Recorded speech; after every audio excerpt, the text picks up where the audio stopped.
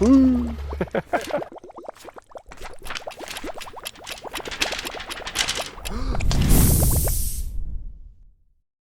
What's up, everybody? In this video, we're going to be covering all of the high-yield essentials when it comes to cell and microscope.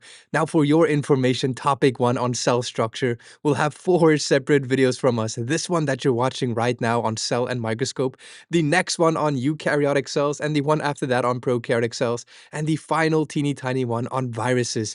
Now, this is most likely the first video you are watching for A-level biology because it's the first chapter, the first video of the first chapter.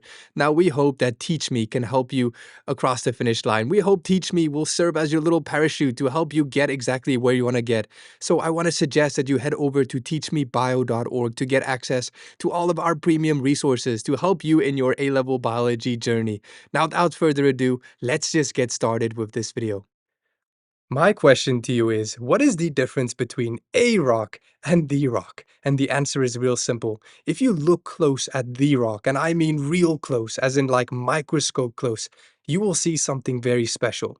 This little unit right here. You will never see this little unit in a rock because a rock is non-living, whereas the rock is living. This little unit is called a cell. A cell is the basic unit of all living organisms, whether you are a single-celled organism or a multicellular organism. All living things are made up of cells. Now, the thing is, if we take a human being here, he is made up of so many freaking cells, and obviously he is complex. That's because he is made up of many, many different types of cells, not just one kind of cell. That's very important to understand. Now, this is a very good time to introduce the idea of size because we know cell is the smallest unit of all living things, but how small is it exactly compared to other biological entities? We know the smallest visible thing by our eye is around 100 micrometers. That's the thickness of a single strand of hair. As far as we were concerned, nothing smaller than this existed until we invented the microscope. Now we know there are things called cells. A eukaryotic cell around 20 micrometers, a prokaryotic cell much smaller than that, around the size of an organelle inside a eukaryotic cell. Even smaller than that, we have viruses, these non-living things. And then we have ribosomes and the tiniest of all molecules like proteins. You know, sometimes I feel like my brain is the size of one of these things. Now, please, guys, remember to be able to know how to convert between different units like centimeters, millimeters, micrometers, and nanometers. It will come in really useful, especially when you do math-related questions. Now we're going to talk about microscopes, light and electron microscopes. But first, I want your brain juices to start flowing. We're going to take a look at one light microscope image and one electron microscope image. And I want you just to compare in your own mind what's similar, what's different, because throughout this video, hopefully everything will make sense when you look at these images again at the end. Firstly, make sure you know what a micrograph is. A micrograph is a picture taken with the aid of a microscope. So a picture taken with a light microscope is called a light micrograph. A picture taken with the aid of an electron microscope is called an electron micrograph. Now we're going to take a look at a light micrograph here of red blood cells. We can see them over here. Now here we're going to take a look at a picture, an electron micrograph of red blood cells. What is the difference? What is similar? Now we're going to go ahead and actually compare and contrast these two in detail that you need to know. Now we're going to start with the light microscope, and after we finish the light microscope, we're going to compare each of these individual points directly to the electron microscope. Number one, you should know that light microscopes work with light. Surprise, surprise. And number two, they can view both dead and living organisms. Now let's look a little bit in more detail. Here we have a light microscope, and we're going to make a little diagram here to simplify it. This top piece right here, both of these right here, is called the eyepiece. This is where you will put your eyeballs on to look at what's going on, either here or here. Usually, the teacher will look in here, moving around and looking at the sample, while students will stick their big fat eyeballs onto this part to see what the teacher is seeing. Now, secondly, this black thing right here is called the stage. This is where you're going to put your sample on, and it's going to look something like this. Here you have your little slide with your little sample on it, and you're going to put it on the stage so you can look at it. Very simple. Now, these knobs right here, let me show you. I mean, this part right here is the light source. This is where the light is going to shine from through the sample into here, into here, into your eyeballs. That's the basic idea. Now, Obviously, the light microscope will magnify the image, right? So which parts are going to be responsible for magnifying? All of these little glass lenses right here. This one right here is called the objective lens, and it represents any of these four little rods sticking out. They all have different magnification, so you can rotate this knob to choose what magnification you want to use when looking at your sample. And then this one right here is in the eyepiece. It is called the eyepiece lens, and this one is fixed. You can't change this one. Now, the reason why a light microscope can view living and non-living things is because guess what? Light is not dangerous. It will not kill the sample in the process of you looking at it. Now, next you should know that a light microscope can magnify up to 2,000 times. Let me show you what I mean by this. The lens in the eyepiece can magnify times 10, and these guys can magnify. Depending on which one you choose, it'll be a different number, but usually these can magnify up to like 100. So the total magnification you can get is around 1,000. Special light microscopes can allow up to 2,000, but this is the standard one. Now, here is the formal definition of magnification for those who want to see it. Guys, I'm sorry, I'm about to reveal something absolutely horrific. An equation. Yes, in biology, there are very rare circumstances that you need to know an equation, and this is one of them. Some people prefer to see it in the pyramid format. How this one works is essentially you write it out like this, and depending which one you want to calculate, you just cover that one, kind of like this. So let's say you want to calculate magnification. You go ahead and cover it, and the equation will reveal itself. Size of image over size of object. Now let's say you want to calculate size of image. You go ahead and cover that one, and the equation will reveal itself, magnification times size of object. You can use either of these. Of course, using this one is quite simple. You just rearrange it. We're using basic math for the specific variable you want to calculate. Now let's go ahead and actually apply it in a real question. So once upon a time, there was a little ant walking around.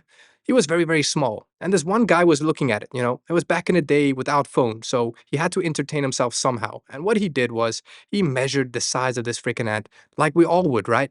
And it was about 2 millimeters. And then he was having a very good idea, because there was no phones, man. What are you gonna do? He decides he's gonna draw it on a lovely Sunday evening, and he draws it 15 centimeters big.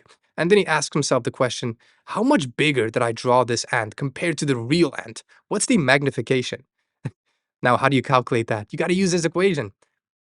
What we're going to do is magnification is size of image over size of object. The size of image, 15 centimeters, the size of the real object, 2 millimeters. And now we divide.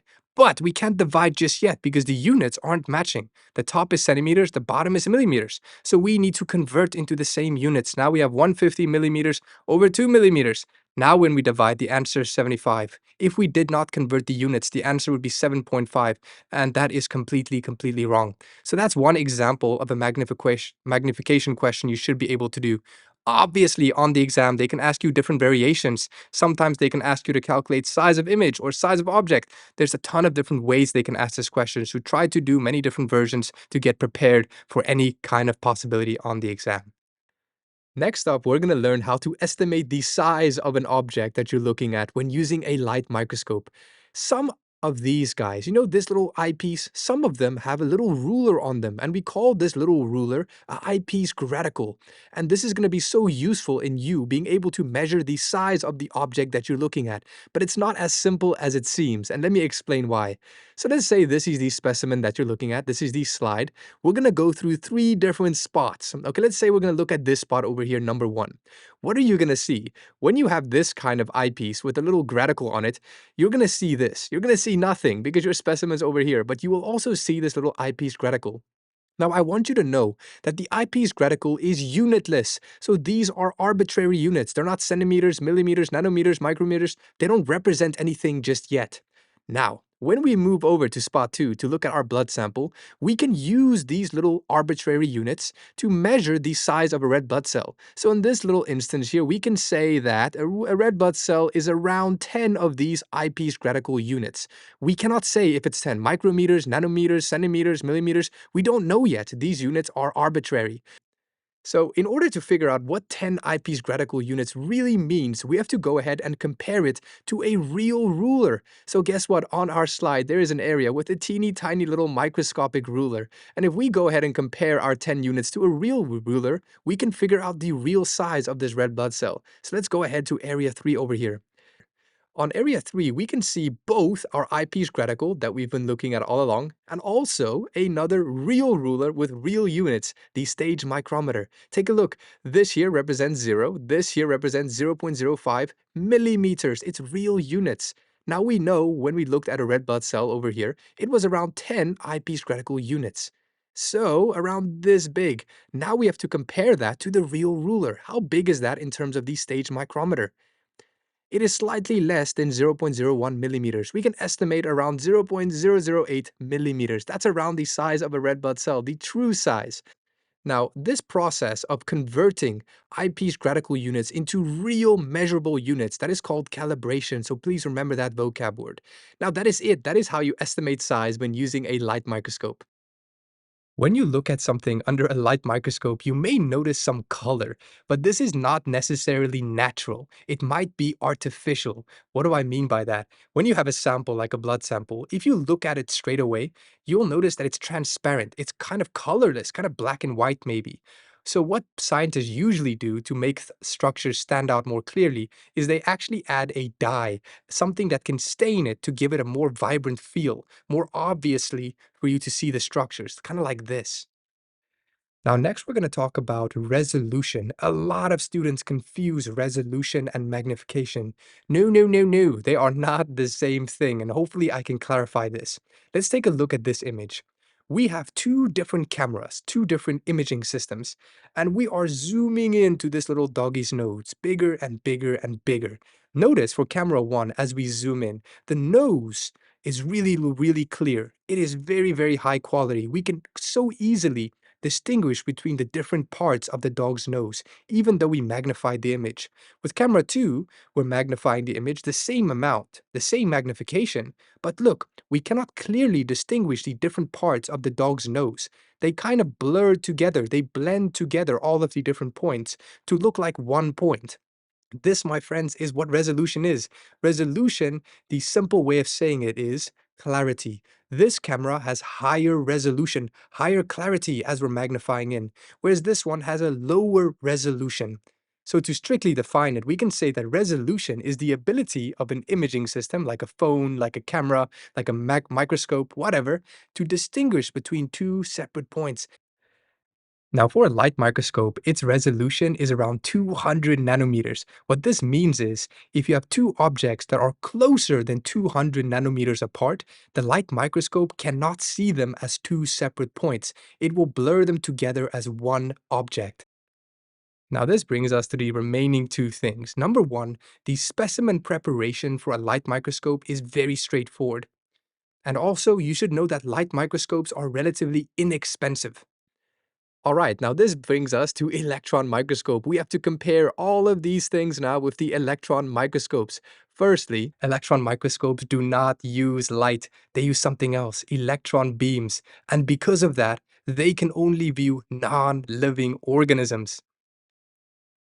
Now here we go. We're going to learn about two kinds of electron microscopes. TEM, transmission electron microscope, and SEM, scanning electron microscope. And there's some subtle differences between these two guys.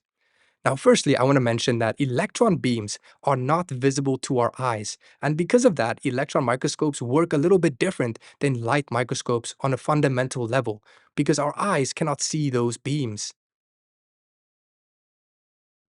Now, very important, why are electron microscopes not able to view living things? Why can they only view non-living things? Because these electron beams are very dangerous, and as these electron beams are shot towards the sample, towards the specimen will be killed in the process. That is the fundamental reason why.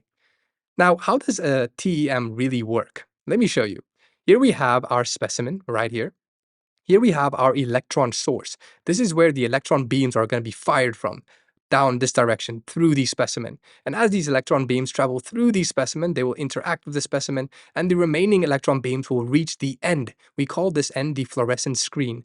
And whatever pattern is built on this fluorescent screen we will see with our eyes when we look at the fluorescent screen. So these electron beams aren't going directly into our eyes, like with the light microscope, where the visible light went into our eyes directly. No, they will land on this fluorescent screen, and we will then look at the screen to see what happened.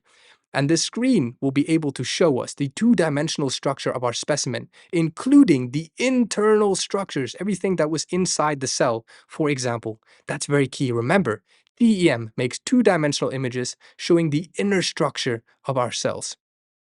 Now, what about SEM? SEM is a lot different. SEM will also have an electron beam source, and it will shoot the electrons towards the sample.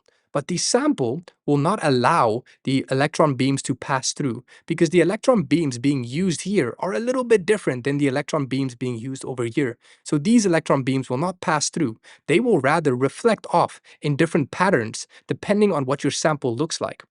And what's going to happen is there's going to be this little detector all over the place, and they will pick up these patterns of reflection of these electron beams. And then a computer will generate the image using that data.